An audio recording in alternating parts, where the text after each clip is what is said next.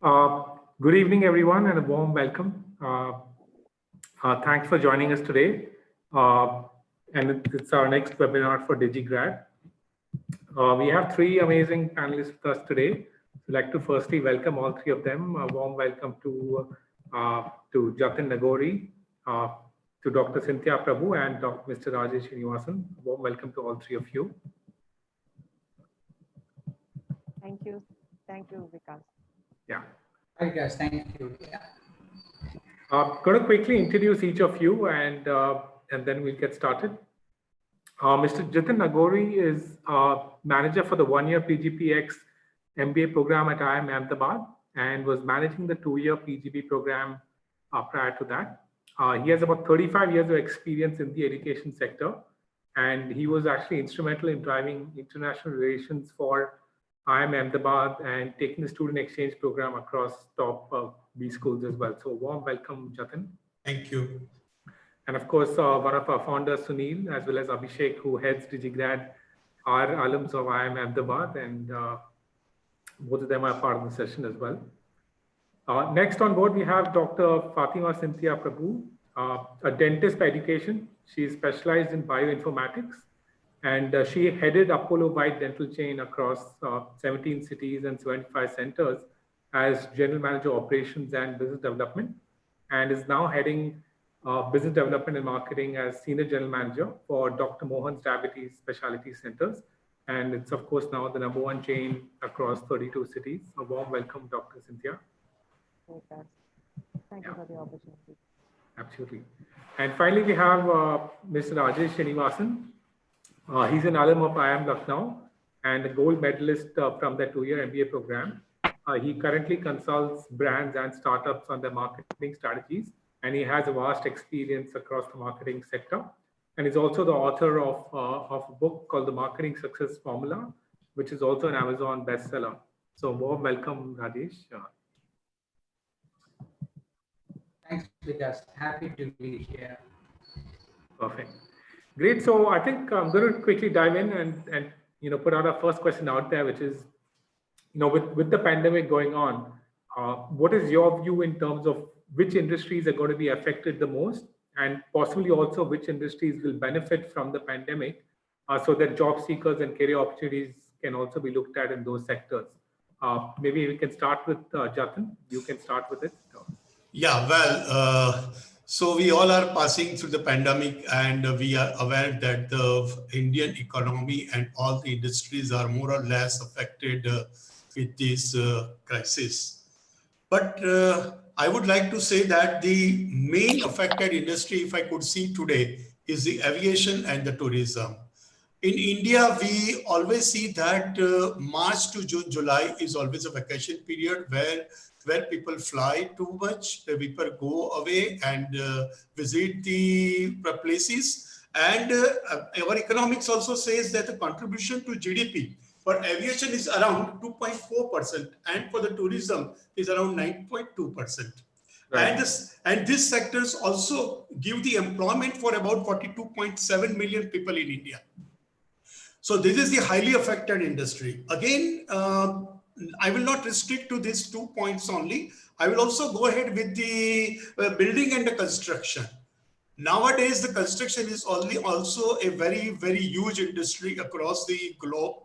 Even in India also, the construction is very highly progressed. And in construction also, we have our forecast that by 2025, India's GDPs for the construction business will be 13%. Right. I'm sure this will be affected. This will be surely affected. And globally, if you see, the main affected industry is oil and gas. Oil and gas, if the aviation is not there, majority of the gas consumption is not affected. We all are witness that how low the oil prices are going on. And sometimes we say it's a negative also, right? Yes, so this is what my takeaway for this question. These are the industries, according to me, are the most affected areas. Sure, absolutely. Maybe Rajesh, would you like to go next? And also maybe talk a bit about, are you also seeing any business model changes as these industries get affected? What is it that's going to change in these industries, and which industries are really going to be affected?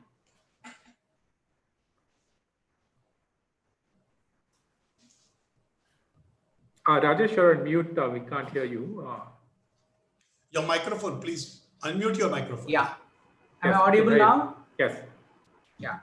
Yeah. When I see from industries which are affected, there are two sides of this coin. One side is from demand perspective. If we see uh, discretionary spend like real estate, cars are usually affect, even before this COVID crisis, these industries were not in good shape. Now this pandemic has rubbed the salt in these industries. Again, it has Yes. further worsened the nature of the business, especially uh, discretionary spends. On the other hand, essentials like consumer FMCGs, these industries, there are good amount of demand, but still supply chain side is heavily affected. So I would see each and every industry is affected now in a different way, either from a demand perspective or from a supply chain perspective. So in terms of thinking which business model will work, I would directly come to the point. Now the main challenge which businesses are facing is people are not going out. It means we are operating in a low touch environment. How, especially tourism or restaurants, retail, where we need to meet customers day in and day out. Not all the businesses can be served digitally. Yes, there is a separate set of business which can be marketed, delivered and consumed online Yes. courses and everything. That is one side. There are certain businesses where we need to have a physical interaction with the customers. Those industries, we need to find ways, especially using technology, to deliver all those. How can we deliver our services to customers at low touch points without touching them, without nearing them, for the at least for the next 3 months time? That will help businesses to survive in the midterm and in the short term and midterm basis. Sure, absolutely. Thanks for that, Rajesh. And Dr. Cynthia, what is your view? And healthcare, I think, is partially positively impacted and partially, I would say, negatively impacted as well. Would be great to hear your thoughts. Yes. So as Jatin and Rajesh have covered most of the industries that were affected badly, I'd like to speak from the healthcare point of view. So what changed in healthcare was that in the last 1 month, till date, we were not very we were not very open to adaptation to technologies. And as you know, in India as well as the world over, tele diagnosis, telemedicine, telehealth was actually branded as illegal. I mean, they were not even allowing us to even diagnose online. So if a doctor gave a consultation over phone or sent a prescription over a WhatsApp, that was considered actually illegal. And so they were taken to task. And on there comes COVID virus, and suddenly WHO takes a different stand, and it says that telemedicine is okay. And government of India quickly came up with regulations for telemedicine, and there we are now. All doctors are now online, and we are able to consult the patients online. We are able to diagnose online, and there's a huge boom of all this software getting integrated to our telephones, and Right. we are facilitating quicker diagnosis, faster delivery of health. And as I suppose this crisis has come as a new game changer to entire health. And now all hospitals are almost online. We are on teleconsultation mode. We've extended the home care part of it. So we are now able to go to their homes and pick up blood, even do their ECG at home, and there the doctor is diagnosing the ECG from his own From place home. Yeah. at home. And the third biggest point is that now even 3 or 4 doctors collaborate together at one go. I mean, it's not like before where you'll have to pick up your CT scan, go to the first doctor, get the first opinion, come back to the second doctor, take the opinion. Now 3 or 4 of them get on the same Same platform. call. Yeah, and everything is happening faster, and the adaptation to technology seems magical. It just happened within seconds. And even those the older generation doctors who are not very adept at even using WhatsApp or Facebook, are now online consulting, and we are able to reach more number of patients right now than before. Sure. So it has been a different game changer to healthcare altogether. No, thanks for sharing. In fact, I think those are definitely companies, offering these services well, like Practo, 1mg, Yes, Healthians, Mfine, and others. And I think for the people out there who are looking for opportunities, that those are definitely companies that can help facilitate opportunities for you. And definitely healthcare is going through a huge change. very much. Jatin, I'll probably come back to you in terms of the education sector itself and how do you think that's changing, right? And I think there's going to be a lot of change both from the student angle as well as from the professors as well. Would be great to hear how do you foresee that transformation happening? See, I will divide this education sector in 6 different segments. Number 1 is the wider role on the online learning. Now our orthodox thinking was that the online learning is not valuable. It was not accreditable. Now the thought has been changed. Worldwide online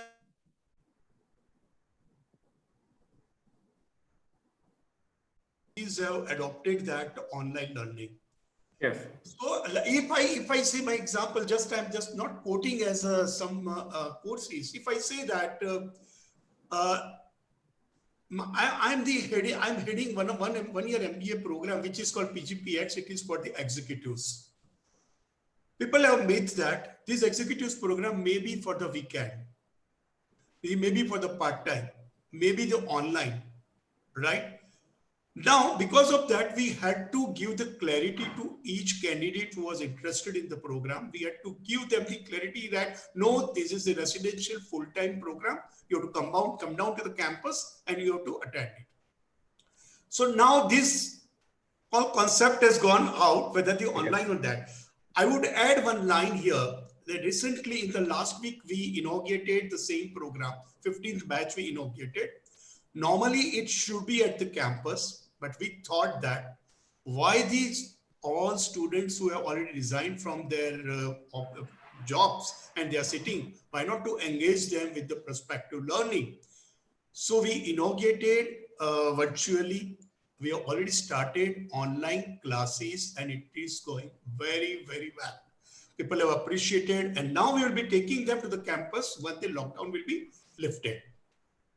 So this is the way the change in our mindset that online will be there. Number 2 is the blended learning program. So sometimes you are also again mixed up with the full-time program, blended program. How will it work and how will it not work? If any tier 2 or 3 type of the institutions are taking the blended program, nobody is going to attend it because it has no value, no accreditation is there. If the premier institutions are offering the blended program or the hybrid program, that half or partial will be on the online and partial will be at the campus, maybe they will be invited for a couple of weeks or terms and they will be learning. It will be totally different. So that will also be adopted across the globe. And third will be the change in the admission process. See, this will be very much affected.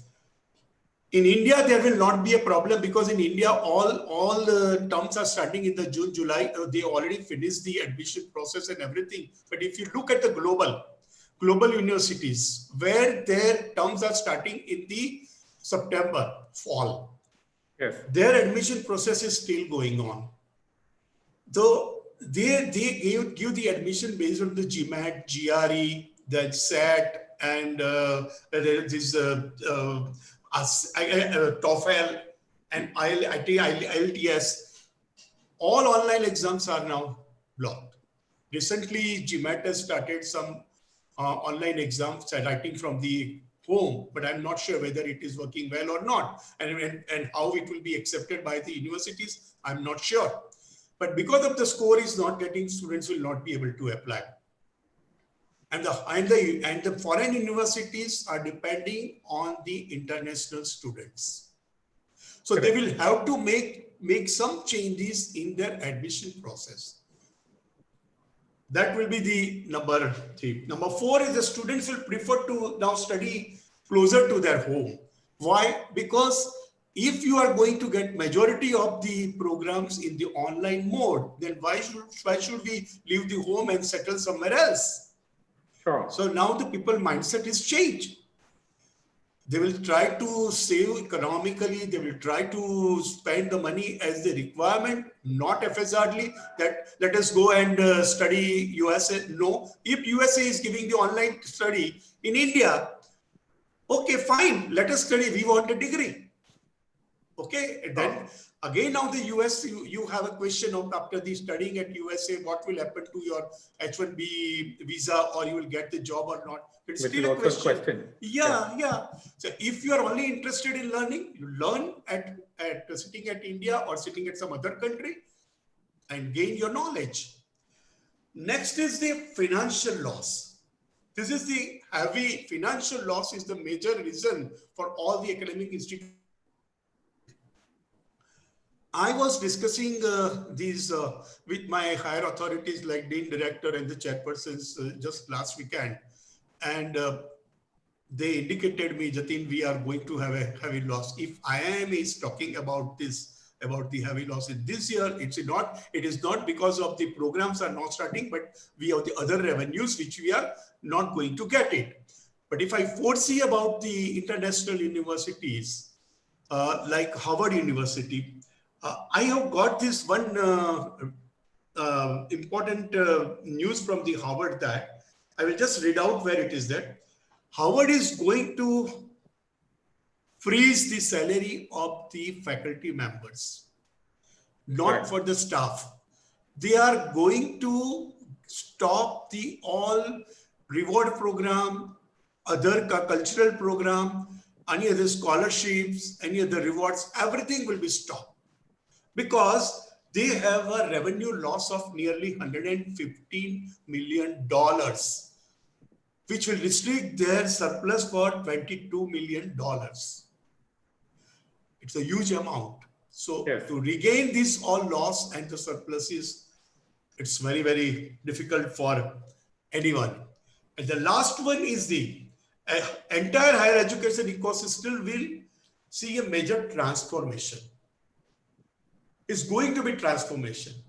All of we have learned with the chalk and the blackboard.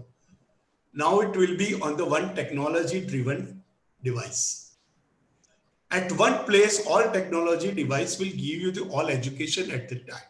So it will go away the chalk and chalk will go away. Then there will be innovation. See, before a few days, I was listening to a very well-known Professor Govindarajan from Tufts School. He said the same thing, that even Tufts School is also thinking about the innovation in our education by the way of giving the blending program. So they are also thinking about the blended program. They are also thinking about going for the online program and not losing any revenue, even by not getting the students at the campus. So it's a whole worldwide, there is a whole change in the transformation. The ecosystem is going to be changed for the entire education system. This is what now I also read somewhere in the admission process of the university, I forgot the name, where they are told that even if you're not written GRE or GMAT, if you have 5 years experience and your graduation give you 3.5 CGPA, you are welcome to apply. Right. So this is what the entire scenario is going to be changed at this level. Sure. No, thanks for sharing. I think lots of change that's going to happen. I think would want to quickly take inputs from Dr. Cynthia as well. So with work from home and sort of remote working becoming a reality, how does it impact different industries, and what is your view on that about work from home, and what do you see in terms of adapting your own way of working? What's going to change? So industries have quickly taken up this adaptation, right? So every single industry have custom made their own plans to do this, and right from the banking industry to every service industry has been able to do it in a much more seamless manner, because then we finally realized that we don't have to actually travel to the office to do this job. guys Yes. actually get it done from home too. So this has actually adapted, and surprisingly, there are some of these jobs that we believe that cannot be done online, and that have actually been, as Jatin rightly put it. We always believe that the online courses were less worthier than the ones that were taught in the classrooms. But now, if you see, even every university is able to now teach their students online really well, and Right. they're able to reach more number of students now. I mean, even if I mean they've had more absentees in classes than now, right? So when they are connected online, almost the attendance is now There's no 100%, and excuse people for not listen. coming. Yes, Yeah. there's no more excuse for not coming or not attending, and I think they even seem to be able to push on video lessons better, and the lessons are much more illustrated now. And when I see my daughters now more hooked to their classes, and they get their assignments done on time rather than bunking them. So that I find it very interesting. And the beautiful part of it is that adaptation has been really seamless now. I mean, how humans adapt easily to change is Right. how we've survived all these crises, and that's how we are the long surviving Homo sapiens as such. And so every single industry has done that, and thanks to internet and thanks to telecommunications, Yeah. we are there. I mean, without that, I don't think we would have. I mean, it could have been another influenza epidemic, and somehow, even though this virus is so potent, we have been able to steer clear and not have so much of casualty, and especially in a country like India, where the population and as well as the population density is so high, we've been able Yes. to do the social distancing much more effectively than Absolutely. European countries. So this is marvelous. Coming back, I don't think, I mean, except for the industries where we'll have to definitely come to the office and work. I think this might be a long-term solution to many of these um, works. I mean, this is definitely more rewarding because we have more family time as women. I think I am very happy that I'm able to spend more time with my kids. I'm able to do my cooking on time. I'm able to, yeah, I'm able to spend more time with my husband too. And this was never possible with all this stuff. And Sure. I think we have to see the brighter side of things. This has literally changed us for the better too. And Sure. yeah, and we've been interacting with neighbors also, which is very Absolutely. And I think yes, it makes us adapt in different ways. And as you rightly said, I think there is a prediction that more women will come back into the working as we work from home because it's easier for them to adapt to these situations. it has been really Yeah, easier. thanks. Rajesh, would love to hear your thoughts on work from home, but also what is it that's going to happen to industries like you were mentioning of high touch point industries, be it retail, be it restaurants, be it industries where you used to sort of having the team and the workforce being there, or even manufacturing, which is heavily dependent on people. How do you see all of that evolving with work from home? First of all, with regards to uh, work from home was always an option in IT industry. So in general, we have not adopted work from home because for all the other industry, it was just like an option.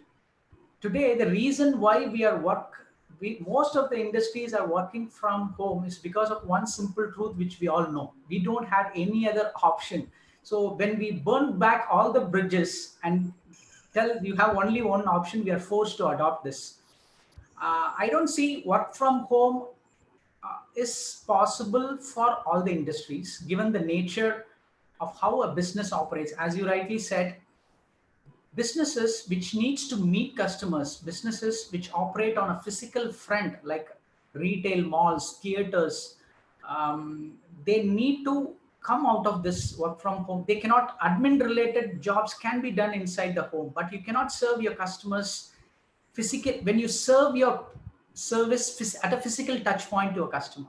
So it means companies will start thinking everything from hygiene point of view, personal hygiene point of view. Even when you market your value proposition, I think companies will pivot everything. For example, if you run a restaurant, how you call your restaurant as a safety restaurant. Now we see all these pivots in Zomato and Swiggy. They offer right from food packaging, their contactless delivery, all those things they are adopting very quickly. Similarly, most of the retail businesses or businesses which needs to go out and serve their customers will think of hygiene as a central point of all their communication, all, even in terms of product, even in terms of delivery, even in terms of meeting customers, everything. I think for the next 3 to 6 months, they will keep personal hygiene and safety as the central point of their core strategy.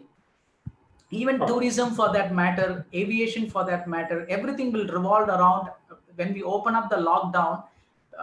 I think businesses will restart slowly, but there will be a fear factor. We call it as FUD, right? Fear, uncertainty, doubt, everything will be there in consumers' mind.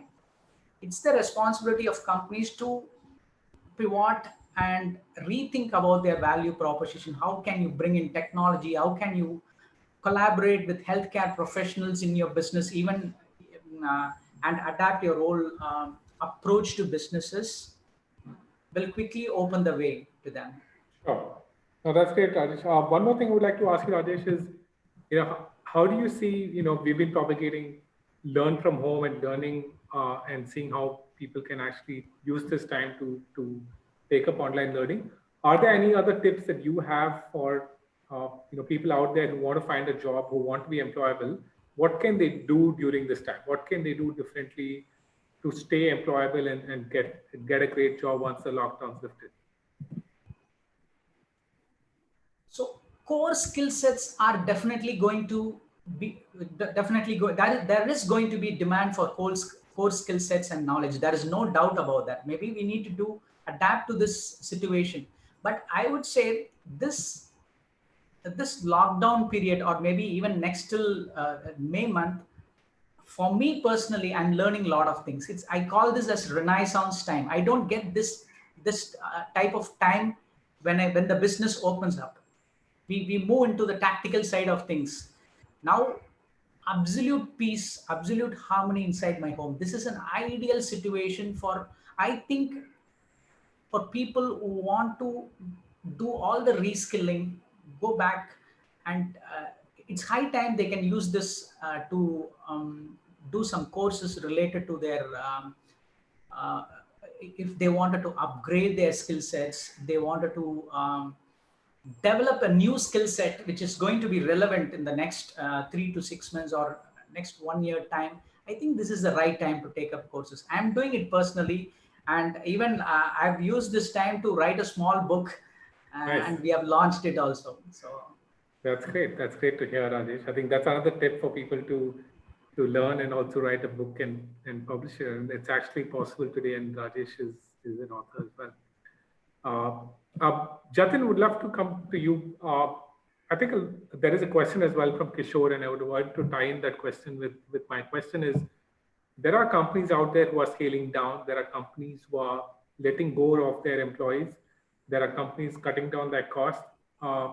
What's going to happen to people out there who are looking for jobs, or possibly even who's a fresher who joined a job 1 year back and today doesn't have a job?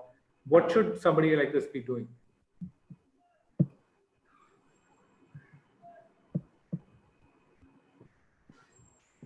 Jatin, I think you're on mute now.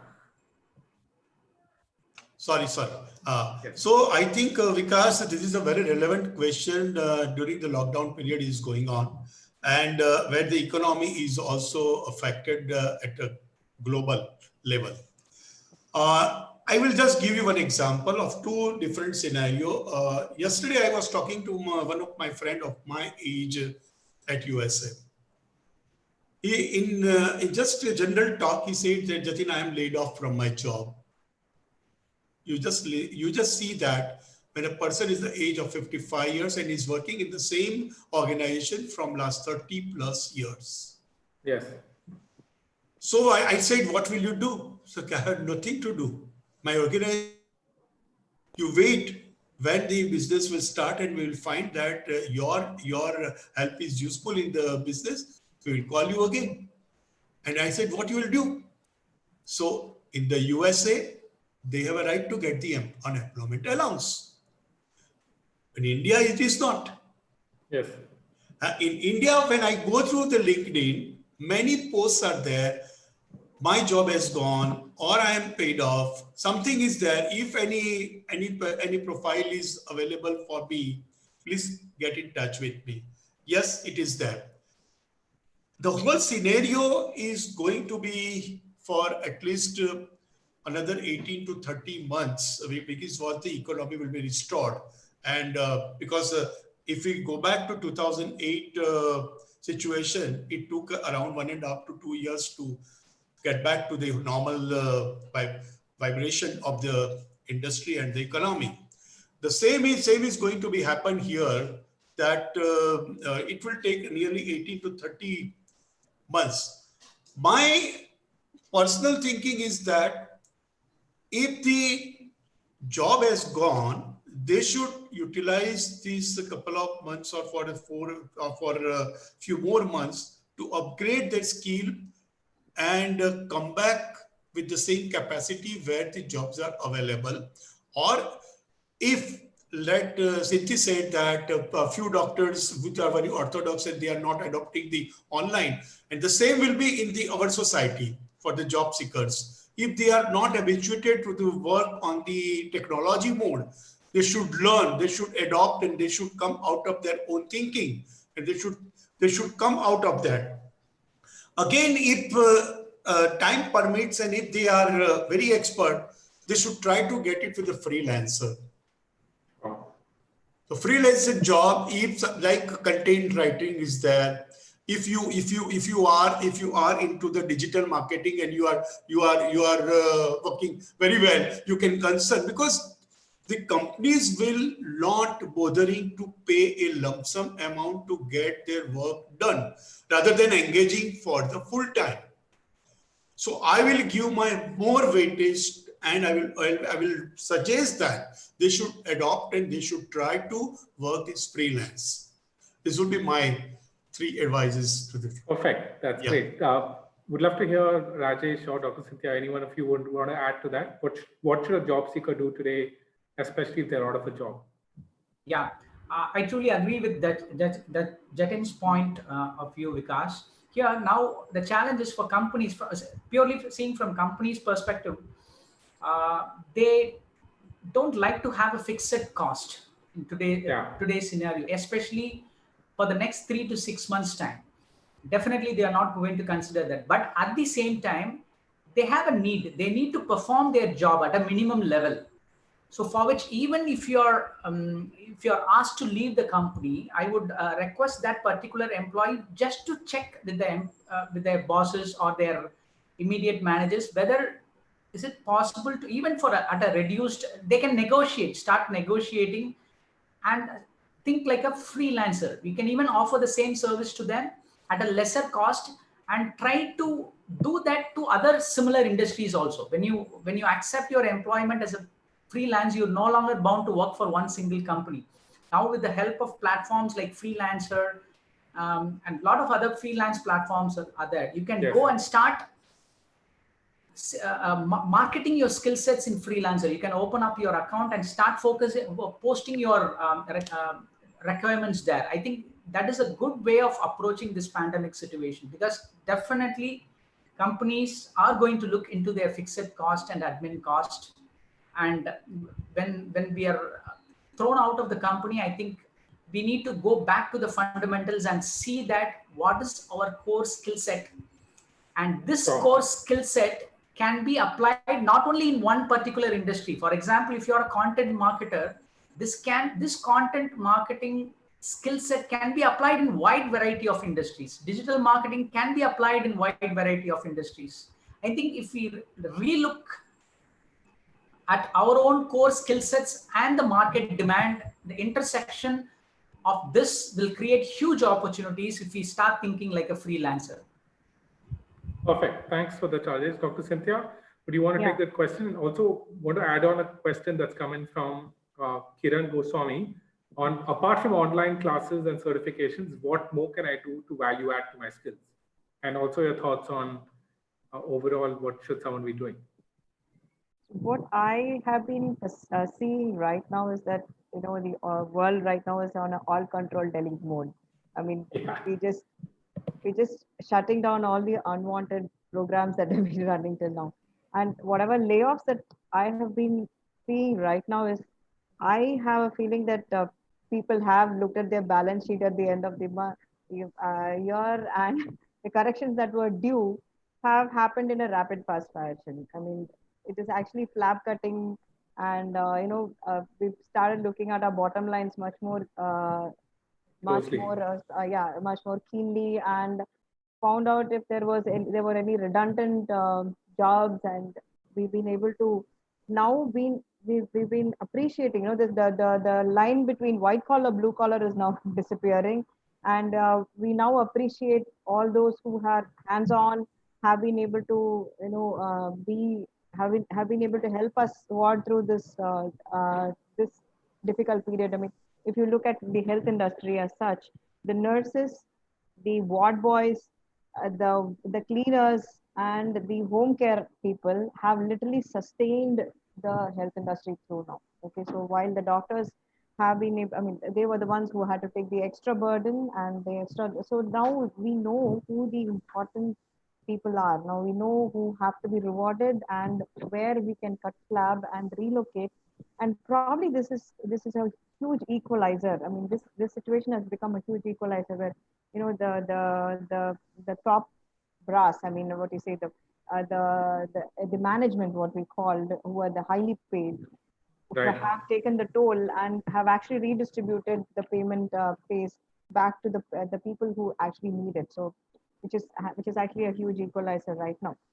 And if you look at skills that we would definitely require, and as I say, the demand is there, is on the communication front, because now the entire the whole platform is now moving to electronic communications. And I see that we badly need those skills right now. And I need a video editor. I need a person who can shoot a video properly, and probably make it a little concise and take the message to my people much effectively. If I'm going to be telling my diabetic patient, unless you check your blood sugar, you are going to be more prone to the infections that are going to come down. How do I make my communication easier and more effective? I mean, we've started thinking about things like that. I mean, we are no more thinking about I'm not thinking about 1 hour long interviews, because people don't have the time, and now it's going to be how do I reach to more number of people in lesser effort. So these communication skills are right now changing. There are communication skills before was just talking and going and meeting, and whether your attire is right and are you able to impress a person.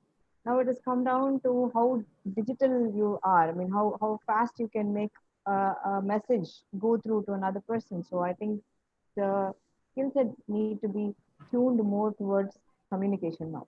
Sure, perfect. So communication and digital, and core skills, as Rajesh said, Yes. Great inputs out there. Jatin, I'll come back to you. We have a few questions here that might be relevant. I think we have Ahemedabad on YouTube, as well as a few others asking two prominent questions. One is, what's going to happen to people who are passing out this year, right? What is that they should expect? That's one question that we have from Haripriya as well as Abid. The other question is coming from Lakshmi Venugopal, is companies and recruiters have always been looking at students that have had full-time learning, classroom learning at colleges and universities. What's going to happen to that perspective when they look at even higher education institutions or online institutes like Digigrad giving these courses? How is that perception really going to change? Would love to hear your thoughts on both these questions. Yeah, I would reply separately to both the questions. First, number one, about the freshers who are just graduated. I would strongly suggest that if you are not in a position to get your suitable choice job after your graduation, you should figure it out, the industries where the jobs are available. It is not going to be the closer of the jobs in all the industry. There are few industry where the demand will be high and they will have some more jobs, or As my other two colleagues said that you will have to also come out with your own skills, and you have to also upgrade yourself and presentable, that if I'm not suitable after my learning, then what others I can do. So you have to just adjust according to your time. This is not the time where you see that no, I cannot go at this opening, I cannot take this job, or it is not my choice, I cannot go to this place and work. This is not a question of choice. You have to adopt the job, whatever you have, you take it and you go ahead. In future, if you figure out that the market is good, the boom is going on, and then you can think about changing the job and come back to your own hometown or maybe nearby or somewhere else. So don't be sticky with your mind thought that I need this place, I need this money post, or I need this type of job in the particular sector. So go away out of that. That is number one. Number two, yes, I think my other two colleagues have also discussed about this, that online. My dear, the question whosoever has asked, I would like to reply that if the future is going to be adoptable online for the courses and others, which I discussed also in my first question, Yes. there will, and I don't think that there will be a question by the employer that why you have learned the online courses. Of course, they will be thinking about the content and the knowledge, what you have grasped out of your learning. It's not a question that you have learned out of the online classes or offline classes or on campus or hybrid. You have to give your output of your knowledge. You have to give your skill. If you have upgraded your skill, if you have gained your skill, then I'm sure there will not be a question. So please come out of this mind that online learning or online classes will stop you getting the job. No. Perfect. That's a very positive note. Rajesh, you were mentioning you've done a couple of courses and you continue to do some. What's your perspective on this, and especially courses around digital and digital marketing? What's your take on online versus offline and classroom training? You're on mute, Rajesh. From marketing standpoint, we notice there is a huge consumption of social media and digital marketing, especially during this period. So earlier, there was a good demand for, from marketing perspective, we used to consume huge amount of social media, especially last 15-20 days, the consumption is huge. So I think digital marketing, doing a digital marketing course, a holistic digital marketing course, understanding how I'm talking about purely for freshers, how you need to approach digital marketing is a good way to start a career. Probably you may even add marketing knowledge also into that. So it will definitely help you out as to how you can adapt into this situation where businesses, the spends in conventional mass mediums are dipping, especially even this period, businesses will start thinking more about investing in digital marketing or digital mediums. So how you're going to do this, definitely a course, you can pick up a course and do it. I think that will definitely help a beginner to enter into the industry. Sure, perfect. I think there's an add-on question which any one of you could take it is, if freelancing is going to grow, and especially in areas like digital, any tips on how you can gain credibility? How can you become a credible freelancer, and how can you do that online? Can I answer that? Yes. Yeah. So to gain credibility, initially, if you are entering into any business, it's better to start serving the clients in the first place. Initial 2 or 3, 4 projects are very critical. Maybe you can collaborate with other people and start delivering the projects. Initial 3, 4 projects, if you get testimonials from the clients, and then 5th, 6th, 7th projects will be easier. When you are very fresh to the market, the first question, which that is in fact a very good question. People ask, how many projects have you done? What is your experience? So to quickly gain on that traction, I think they can join hands with people like Vikas or any other digital marketing firms. Take up some few few initial assignments, even the fees which you are getting is very low. Don't bother about that. Initial 4, 5, 6 assignments as quickly as possible. If you get into the groove, testimonials from your clients, then you are good to go. Your credibility is established. Great. We have another question from Gayatri, which I think, which is, what skills or courses do you recommend for senior managers and senior professionals? I think one clear answer is the PGPX that Jatin was talking about earlier. Of course, Digigrad has a few courses for senior managers and entrepreneurs as well. But would love to hear from others as well, from Rajesh or Dr. Cynthia. What are the kind of programs you recommend for senior managers? Or Jatin as well? Yeah, I would definitely recommend that people understand what digital marketing is all about. The whole concept, the holistic view of digital marketing, people still think that it's just Google AdWords that's digital marketing, and it's just social media marketing that is digital marketing. But no, that's not the only way that you do digital marketing. You need to have a 360-degree view. If you are into a senior manager cadre and you have business development as part of your portfolio, you have to understand digital marketing 360 degrees. And you must know what it is to have a digital presence. You must know what it is to have a search engine optimization. You must know what it is to be on the listings. So you need to understand the entire game. Otherwise, this doesn't work. So I think every senior manager professional must basically understand what it is. I would recommend that every senior manager must understand this basically. Otherwise, it is very, business development per se is going to be difficult. Perfect. Jatin or Rajesh, would you like to add to it? Yeah, I would like to add a couple of more points in that. Of course, I am a manager of the 1-year MBA program, so I would definitely recommend to go for that, but it is not only the point. We have come across the many executive education programs which are giving for the senior management upgradation. If you can contact any of the premier institutions or any other platforms where they are giving us, I think it's not only that you have to go through the entire year of learning to groom yourself or the skills to be more skillful. Yeah, if you go and brush up these things in a month or a couple of months program and come back, this will also add more value in the senior management. That is number one.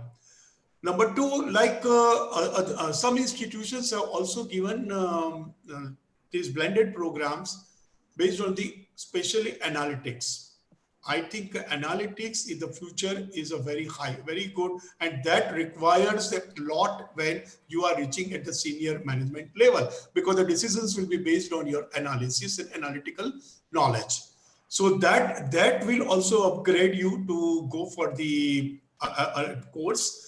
And third is again the same MBA. If you are working and if you do not get the time for going for study, some online MBAs from the good institutions are also going to be there, which will add the value in your credential. But it will not be, of course, that you have gone and have the campus experience or you have learned in detail, right? Absolutely, yes. I mean, and I've studied on campus in the UK, so I can definitely vouch for the campus experience. But a lot of it is moving online, so definitely, yeah. You should explore those as well. So Abhishek will join with me. How is the campus experience? Even Kakoli will be also joining with me. How the campus experience is. Sorry, thank you. Absolutely, no, that's true, and I think many of us have been through the campus experience, and that's definitely important. But these are COVID times and post-COVID times, and definitely things are going to be different. We have another question, which also maybe Jatin you would like to take is this a good time to leave a job and take up an MBA? And maybe some of you others, Rajesh, you're an MBA yourself, if you would like to take that as well. Is this a great time to leave your job and say, hey, let me learn, let me take a full-time program into it? Why not? If your financial situation is good, if you're, I don't think it's a bad idea. You can definitely take up an MBA. I think it's an ideal time to take up an MBA if your financial situations are good. It's not a general advice which I wanted to give to everybody. If someone if you have a family and if you can manage your family for the next 1 year with all your financials, or if you're a fresher, or if you're a senior manager who don't have any family financial commitments and can manage to do an MBA, why not? Definitely. And if even colleges, definitely, I think at this point of time, every good institutions tend to adapt their courses based on recent trends. I think it's, you can go out and learn what's happening, how what's happening in the world, and how the world is trying to adapt from a very broad perspective. We can zoom out. It's the right time to zoom out and learn. And especially your previous question as to how senior managers need to adapt, definitely I think the skill sets which we have learned 8, 9, 10 years back are highly irrelevant today. When it comes to thinking of skill sets, all the skill sets, most of the skill sets, 60-70% of the skill sets can be automated next 4-5 years time. What sets managers apart as they grow their career is their thinking ability. Or none of the technology or robots can disrupt human thinking. If you bring in creativity, decision making process, understanding broad trends, we can manage missions. Otherwise missions will start managing us. I think it's time to take break and see, zoom out and see how things are going on in the world. Why not? Definitely can do it. Okay, I will add into the Rajesh what is paid.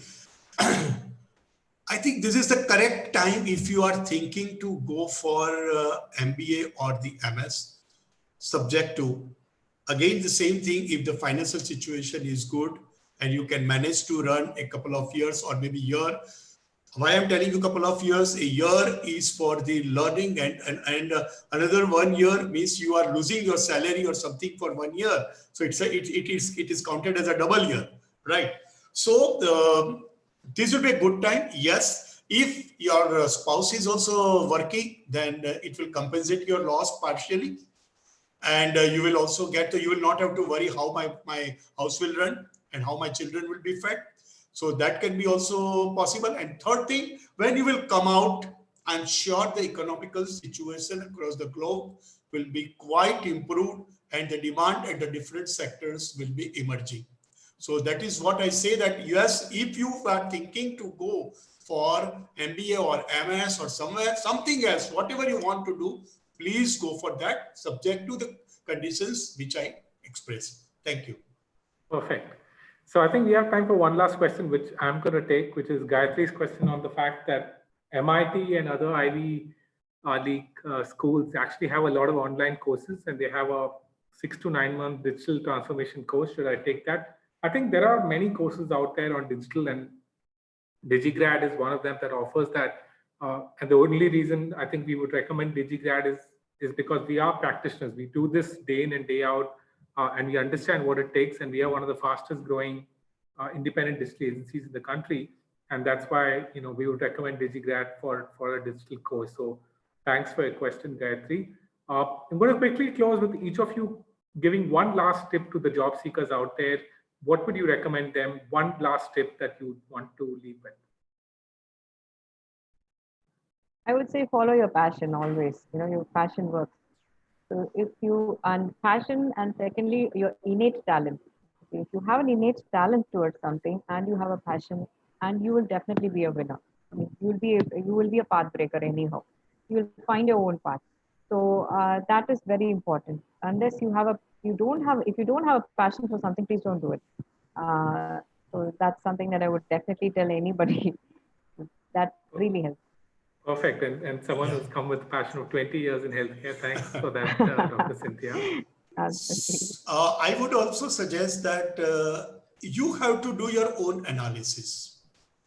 Where you are fit for, which type of skills are not upgraded in yourself or which are required to upgrade it. If you have to transform yourself, at which area you would like to transform. These all are the inner thoughts which you have to make in inner from your own, and then you apply, and then you think about that. So I'm sure there will not be a question that where I will get a job or what should I do. I'm sure there will be a busy solution. Perfect. Introspect and find a solution. All right. Thank you for that. And Rajesh? Yeah, I would suggest think like an investor. An investor generally sees two primary things: which industry is fast growing, and which company which is operating in that industry is fast growing. Given that you need passion, given that you have a core skill set to serve, the next two questions are, at this point of time, which is the fast growing industry, which is the industry which is going 15% CAGR? And the second question, which is the company which is riding that wave in that particular industry? If you Perfect. ideally you have to travel on a you have to depend on some lucky elements also. Luckiness comes when you are in the right industry, when you work inside the right company. Everything it is like a tailwind. You even if you have passion and skill set, if you're not in the right industry and right company, whatever you do, you're going to struggle. So after choosing your passion, after choosing your core skill set, keep these two things in mind. Perfect. Thanks so much, everyone. And thanks, Jatin, Rajesh, and Thank Dr. you. Cynthia for joining us today and for those amazing insights. And thanks for all the participants who joined us. Thank you once again for joining us on the Digigrad webinar. Thank you. Thanks, Vikas. Thank you. Thank you, Jatin. Thank you, Dr. Cynthia. Yeah. Thank you, Rajesh. Thank you, Cynthia. Thank you, Rajesh. Yeah. Thanks, Vikas. Thank you. Thank you, Vikas. Thank you so much.